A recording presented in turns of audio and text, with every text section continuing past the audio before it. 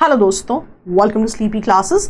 Geography के 5 सवाल discuss करते हैं। पहला सवाल है आइडेंटिफाई द इनकरेक्ट स्टेटमेंट। पहला ऑप्शन कहता है the government of India formulated a national perspective plan for interlinking of rivers in 1980। दूसरा ऑप्शन कहता है national water development agency has been interested with this interlinking of rivers under this particular plan, national perspective plan, जिसकी first option में बात हुई है। Third option कहता है केन बेतवा लिंक प्रोजेक्ट पहला ऐसा प्रोजेक्ट है अंडर दिस प्लान जिसकी इंप्लीमेंटेशन इनिशिएट हो चुकी है। तो रिसेंटली ना Kosi Mechi river interlinking project has been in news. आज सुबह ही एक फ्यू मिनट सीरीज भी मैंने इस पे बनाई है, आप चाहें तो वो भी देख सकते हैं। इसीलिए अब बेसिक से आपको रिवर इंटरलिंकेज की जब भी बात हो उस टॉपिक को प्रिपेयर करना है। तो प्रीलिम्स के लिए जो प्लान, जिस प्लान के अंतर्गत ये सारा कुछ हो रहा है उसके बारे में पता होना चाहिए। और पीआईबी से ये तीनों लाइंस जो है मैंने डायरेक्टली पिक करी है, तीनों लाइंस करेक्ट हैं और जो है इनकरेक्ट स्टेटमेंट इससे कोई भी नहीं है, राइट। तो यहां पे आप देख सकते हैं कि आपको बेसिक आइडिया होना चाहिए कि इंटरलिंकेज ऑफ रिवर्स की बात हो तो नेशनल पर्सपेक्टिव प्लान याद रखना है। कौन सी एजेंसी इससे जुड़ी है? National water development agency. और अभी तक अगर हम बेसिक प्रोजेक्ट की बात करें जिसकी इंप्लीमेंटेशन इनिशिएट हुई है तो केन बेतवा लिंक प्रोजेक्ट का आप नाम जरूर याद रखें। लेकिन रिसेंटली न्यूज में क्या था? Kosi Mechi river interlinkage project, right. तो बेसिक्स प्रीलिम्स के लिए आपको पता लग गया। अब यहां पे ना जो ये प्लान है, ध्यान दीजिए, नेशनल पर्सपेक्टिव प्लान, इसके ना 2 कंपोनेंट्स हैं। जैसे जब आप रिवर सिस्टम भी पढ़ते हो, हम हमेशा हिमालयन रिवर्स पढ़ते हैं, पेनिनसुलर रिवर्स पढ़ते हैं। तो यहां पे भी 2 कंपोनेंट्स है, एक हिमालयन कंपोनेंट अलग है और पेनिनसुलर कंपोनेंट अलग है। तो जो recently Kosi Mechi river interlinkage project है, आप देख सकते हैं वो हिमालयन कंपोनेंट का पार्ट है।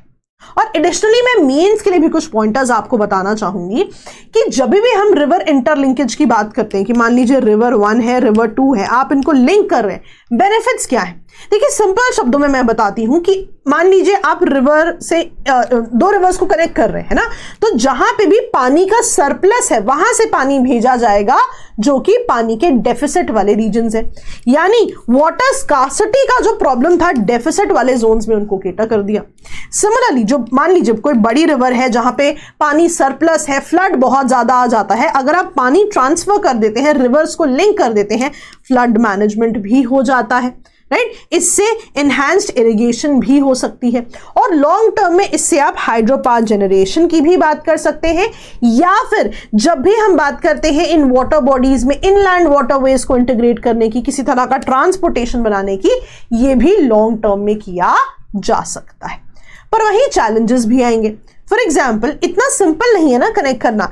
ये जो मान लीजिए आप एक कनाल से कनेक्ट कर रहे हैं तो आपको एक पूरा स्टडी करना पड़ेगा कि किस तरह की डिस्प्लेसमेंट होगी, है ना, लोगों की डिस्प्लेसमेंट, लैंड्स की डिस्प्लेसमेंट, जहां पे गांव बसे हुए हैं, शहर बसे हुए हैं, उनकी डिस्प्लेसमेंट, जो रिसोर्सेज लगेंगे। तो एक बहुत ब्रॉडर प्रोसेस है ना, और टेक्निकल और इंजीनियरिंग चैलेंजेस देखने पड़ेंगे। इसके लिए कॉस्ट या फंडिंग क्या होगी, जो भी डिस्प्लेसमेंट है, फिर उन लोगों की रिहैबिलिटेशन अपने आप में एक चैलेंज है। और मान लीजिए मल्टीपल स्टेट्स इन्वॉल्व हैं तो इंटर स्टेट वाटर डिस्प्यूट भी हो सकते हैं और एनवायरनमेंट के भी इश्यूज आ सकते हैं। मैंने पहले भी एग्जांपल बताया कि मान लीजिए आप रिवर 1 को रिवर 2 से कनेक्ट कर रहे हैं, यहां अपना इकोसिस्टम है, यहां एक अपनी स्पीशीज है, यहां का अपना इकोसिस्टम है, यहां की अपनी स्पीशीज है। जब आप इनको कनेक्ट कर देंगे और यहां की स्पीशीज यहां पहुंचेगी, उसका रोल किस तरह का होगा, क्या वो वहां पे एडजस्ट कर पा रही है या वहां जाके इन्वेजिव स्पीशीज बन जा रही हैं, इनकी भी स्टडीज करना इंपॉर्टेंट है। So there is a possibility of environmental impact as well, right. चलिए आगे बढ़ते हैं। अब ना एक जो टॉपिक आता है कि ऐसी वाटर बॉडीज जिनके लेवल कम हो रहे हैं वो भी आप जो है फॉलो करते हैं न्यूज में। तो रिसेंटली कनाडा की एक water body last month news में थी, उसी से मैंने सवाल पूछा है कि which of the following water bodies in Canada is currently experiencing historically water low water levels. तो 4 यहां पे वाटर बॉडीज है, ध्यान दीजिएगा, नाम याद रखिएगा। मैकेंजी रिवर की यहां पे बात हो रही है, राइट। तो यहां पे आप याद रखेंगे कि मैकेंजी रिवर जो कनाडा से जुड़ी हुई है is experiencing historically low water levels. और यहां पे आप एक और चीज देखिए, जैसे ना मैं आपको दिखाती भी हूं, मैकेंजी रिवर की हम बात कर रहे हैं, यहां पे आप देख भी सकते हैं it stretches from Great Slave Lake to Beaufort Sea, है ना। तो आप देखिए ग्रेट स्लेव लेक से जो है जिस वाटर बॉडी में ये जा रही है वो है ब्यूफोर्ट सी, राइट। फाइनली कहां जा रही है? ब्यूफोर्ट सी। तो ये कुछ फैक्ट्स आपको याद रखने हैं। तो जब भी आप कोई भी न्यूज पढ़े उनका जो भी बैकग्राउंड है वो भी आपको पता होना चाहिए। तो on the basis of that he मैंने आपको डेटा यहां पर दिया है। तो मैकेंजी रिवर आप जरूर याद रखें। चलिए एक और क्वेश्चन देखते हैं। रिसेंटली राइट मैश्को-पिरो ट्राइब जो है न्यूज में थी, राइट। इनमें से कौन सी लोकेशन से जुड़ी हुई है? तो याद रखिएगा इसे, ये जुड़ी हुई है पेरू से, राइट। तो ये पॉइंट आपने याद रखना है। आप देखेंगे अभी न्यूज में भी अगर आपने देखा होगा इनको लार्जेस्ट अनकॉन्ट्रैक्टेड ट्राइब भी माना जाता है। बहुत ज्यादा कांटेक्ट जो है इनसे नहीं रहा है। आप देख भी सकते हैं कि पेरू से एसोसिएटेड जोन से जो है ये जुड़ी रहती हैं। और ना ये रिसेंटली न्यूज में भी रही हैं क्योंकि पेरू की गवर्नमेंट ने फॉरबिड किया है all the contact with this particular tribe, fearing कि शायद इनकी पॉपुलेशन के पास जो इम्यूनिटी नहीं है उसकी वजह से अगर ये इन कांटेक्ट विद पीपल आती हैं तो डिजीजेस भी स्प्रेड हो सकते हैं। तो ये आप देख सकते हैं, मैंने आर्टिकल का ही आपको जो है स्क्रीनशॉट यहां पे दिया हुआ है। तो जब ह्यूमन ज्योग्राफी हम प्रिपेयर करते हैं तो वहां पे हमें करंट अफेयर्स में ट्राइब्स इंपॉर्टेंट टॉपिक है, तो ये ट्राइब आप जो है जरूर याद रखें। पेरू भी जो है आप जरूर याद रखें। चलिए एक और जो है रिसेंटली एक लेक न्यूज में थी, तो उसी से एसोसिएटेड मैंने क्वेश्चन दिया है, which of the following holds the title of world's largest permanent desert lake.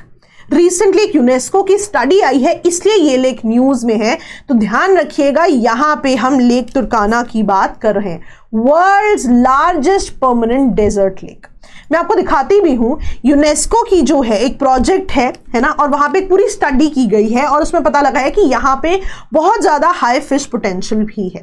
पर ऑफ कोर्स आपको स्टडी स्पेसिफिक क्वेश्चन नहीं आएगा, अगर कोई वाटर बॉडी न्यूज में है तो आपको आइडिया होना चाहिए। तो ये lake was in news, right, तो आप इसको याद रखेंगे, राइट। अब यहां पे अगर मैं आपको दिखाऊं, ऐसी इमेजेस जो हैं आपको इंटरनेट पे मिल सकती हैं।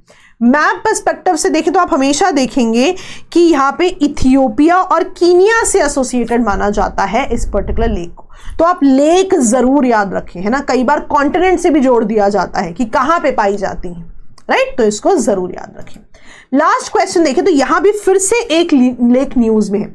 अब ये लेक न्यूज में जो है कौन सी इनमें से चीज से एसोसिएटेड है? मलाक्का स्ट्रेट, सुएज कनाल, पनामा कनाल या कर्ट स्ट्रेट। तो इस पे भी ना मैंने एक रीसेंट वीडियो बनाया हुआ है पनामा कनाल के बारे में। तो अगेन आप पनामा कनाल का भी एक पूरा डिटेल्ड वीडियो देख सकते हैं स्लीपी क्लासेस पे। तो ये lake has been in news, right. तो क्वेश्चन ये कि किससे एसोसिएटेड है? पनामा कनाल से, है ना। अब मैं आपको दिखाती भी हूं, अगर आप इस कनाल की बात करें तो ये जो है अटलांटिक और पैसिफिक को ज्वाइन कर रही है। तो बेसिकली अगर ट्रैवल करना है तो इन दोनों के बीच का एक शॉर्टकट माना जाता है। लेकिन ना इतना सिंपल नहीं है कि बस आप यहां से गए और यहां पे चले गए। क्यों? क्योंकि पैसिफिक और अटलांटिक में एलिवेशन का डिफरेंस है कि एक वाटर बॉडी, मान लीजिए ये वाटर बॉडी 1 है, ये वाटर बॉडी 2 है, तो आप देख सकते हैं एलिवेशन का दोनों में डिफरेंस रहता है। तो मान लीजिए शिप यहां से एंटर कर रही है तो हमें उसको ये एलिवेशन समहाउ प्रोवाइड करवानी पड़ेगी, और एक पूरा इंजीनियर्ड मैकेनिज्म है यहाँ पे। मैं आपको दिखाती भी हूं, जैसे ना आप देख सकते हैं कि एक वाटर बॉडी और दूसरी वाटर बॉडी एलिवेशन होगा, है ना, क्योंकि इनके लेवल्स में डिफरेंस है। तो होता क्या है, तो यहां पे ना एक पूरा सेटअप बनाया जाता है। आप देखिए ना डिफरेंट चेंबर्स है। तो यहां पे क्या होता है, मैं आपको बेसिक समझाती हूं। वैसे मैंने इस पे एक वीडियो भी बनाया हुआ है। मान लीजिए एक वाटर बॉडी 1 है, एक वाटर बॉडी 2 है, तो बीच में ना मल्टीपल चेंबर्स होते हैं। सो फॉर एग्जांपल हम 2 या 3 चेंबर्स का एग्जांपल ले लेते हैं। तो बेसिकली मान लीजिए एक यहां से आपकी शिप एंटर करी, ठीक है, यहां पे कुछ पानी होगा, यहां पे भी पानी होगा। अब जब शिप यहां पे एंटर करी, है ना, अब देखो क्या होगा कि हमें शिप को यहां तक पहुंचाना है, तो हमें शिप को ऊपर लाना पड़ेगा। अब ऊपर कैसे लेके आए? तो होता क्या है, ये 2 चेंबर्स जो है ये कनेक्टेड होते हैं। जब शिप यहां एंटर करती है तो ये जो वॉल्व है इसको खोल दिया जाता है। इससे क्या होगा, जो यहां पे पानी था वो यहां पे आना शुरू हो जाएगा। अब होगा क्या, यहां पे पानी ऊपर आने लग जाएगा और यहां पे पानी कम होने लग जाएगा। अब ये तब तक पानी आएगा जब तक दोनों का लेवल इक्वल नहीं हो जाता। लेवल इक्वल होने से क्या होगा, जो शिप पहले नीचे थी अब क्योंकि पानी आ गया तो शिप भी ऊपर आ जाएगी, राइट। अब आप समझ रहे हो, पहले जो शिप यहां थी अब वो ऊपर आ गई, राइट। अब क्या होगा, अब क्योंकि लेवल इक्वल हो गया, अब ये शिप जो है दूसरे चेंबर में चली जाएगी। अब ये शिप पहुंच गई यहां पे। अब एक और चेंबर होगा जिसमें अगेन और ज्यादा पानी रहेगा। अब ये दोनों भी कनेक्टेड है। अब ये वॉल्व ओपन कर दिया जाएगा। अब क्या होगा, ये एक्स्ट्रा पानी इस तरफ आएगा, यहां पे पानी बढ़ने लग जाएगा और जब ये इक्वल हो जाएंगे तब जाके जो है पानी का मूवमेंट रोक दिया जाएगा। अब ये शिप यहां से आगे आ जाएगी। इसी तरह से अगर आप देखें, शिप का लेवल यहां से पानी भरा, यहां आ गया, फिर यहां आ गया, फिर यहां आ गया, ऐसे ऊपर आते आते एलिवेट होते होते जब शिप यहां पहुंच जाएगी तो ये अगली वाटर बॉडी में चली जाएगी। तो बेसिक आइडिया क्या था कि ये जो एलिवेशन एग्जिस्ट नहीं कर रही थी, ये हमने वाटर लेवल्स इक्वल करते करते, राइट, हमने जो है शिप का एक एलिवेशन क्रिएट कर दिया और शिप जो है फिर आगे जा सकती है। अब ये जो पूरा सेटअप है, इस सेटअप के लिए जो पानी यूज होता है यहां पे, ये पानी जो है आप देख सकते हैं इस पर्टिकुलर लेक से आता है, राइट। और इसी लेक का जो है हमने यहां पे रेफरेंस लिया है। तो अगर इस लेक में वाटर लेवल्स कम होंगे तो ये पूरा मैकेनिज्म एफिशिएंटली काम नहीं कर पाएगा। और ये देखा भी गया है कि जब इसकी एफिशिएंसी कम होती है तो जब बहुत सारी शिप्स जा सकती होती हैं तो वो भी कम हो जाती। जैसे मैं आपको न्यूज भी दिखाती हूं कि दिसंबर में, है ना, जैसे यूजुअली क्या होता है 36 से 38 शिप्स जो है पास कर सकती है, पर दिसंबर में क्योंकि इस पर्टिकुलर लेक के वाटर लेवल्स कम हो गए, एफिशिएंसी कम हो गई प्रोसेस की, तो शिप्स कम हो गए थे। तो इसलिए भी जो है ये एक इशू माना जा रहा है और क्लाइमेट चेंज की वजह से कहा जा रहा है कि इसका वाटर लेवल जो है कम होता जा रहा है। तो इस प्रोसेस के लिए जो लेक का हम रेफरेंस ले रहे हैं वो लेक यहां पे बहुत ही ज्यादा इंपॉर्टेंट हो जाता है। अब ना कई बार हम ये भी सोच सकते हैं कि अगर हमें पानी ही चाहिए तो हम अटलांटिक और पैसिफिक का पानी यूज कर लेते हैं, यहां हम स्पेसिफिक लेक का पानी ही क्यों यूज करें, है ना। और मान लो लेक का पानी कम हो रहा है तो इसमें इशू क्या है, तो यहां पे प्रॉब्लम क्या है कि ये जो लेक है this also acts as a source of water to lot of people in that region. इसलिए भी हम मिक्सिंग ऑफ सलाइन वाटर, जो ओशन का वाटर है, वो नहीं करते। तो लेक और पनामा कनाल आप दोनों ही जो है जरूर याद रखें। YouTube पे एक वीडियो भी है, आप चाहे तो देख सकते हैं, राइट। तो this was all for the day. और मेंटरशिप बैच के बारे में आप जानते ही हैं, प्रीलिम्स के लिए बहुत डिटेल्ड बैच है, बहुत सारे सेशंस हैं, live sessions, tests, performance analysis calls, बहुत डिटेल प्रोग्राम है, इसके बारे में आप जरूर जानकारी लें। तो that's all from my end. Thank you so much. ऐसे ही डिटेल्स के साथ मिलते रहेंगे। Bye bye.